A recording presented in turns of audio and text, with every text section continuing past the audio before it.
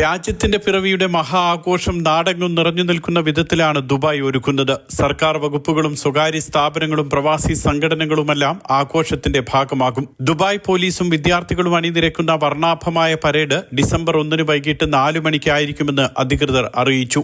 City വാക്കിലെ Eid Al Ittihad പരേഡിൽ 1000-ഓളം പോലീസുകാർ, കുതിരപ്പട്ടാളം, വിദ്യാർത്ഥികൾ, സർക്കാർ വകുപ്പുകളിലെ പ്രതിനിധികൾ തുടങ്ങിയവരെല്ലാം പങ്കെടുക്കും. ബുർജ് ഖലീഫയും ഗ്ലോബൽ വില്ലേജും ബ്ലൂ വാട്ടേഴ്സും അടക്കം 20ഓളം ഇടങ്ങളിൽ ദേശസ്നേഹം നിറഞ്ഞു നിൽക്കുന്ന സാംസ്കാരിക പരിപാടികളും വെടിക്കെട്ടുമുണ്ടാകും. Al Seef, Hatta, Festival City, JBR, Dubai Marina എന്നിവിടങ്ങളിലെല്ലാം ആഘോഷങ്ങൾ അരങ്ങേറും.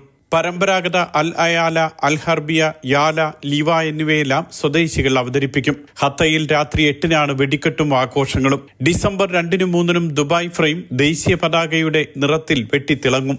മുഷരിഫ് പാർക്കിൽ ഡിസംബർ 2-നും 3-നും സൈനിക പരേഡ് ഉണ്ടാകും. ഗ്ലോബൽ വില്ലേജിലെ ആഘോഷങ്ങൾ അടുത്ത മാസം 4 വരെ നീണ്ടു നിൽക്കും. ഡിസംബർ 2-ന് രാത്രി 9 മണിക്കാണ് സൂഖ് അൽ സീഫിലെ വെടിക്കെട്ട്.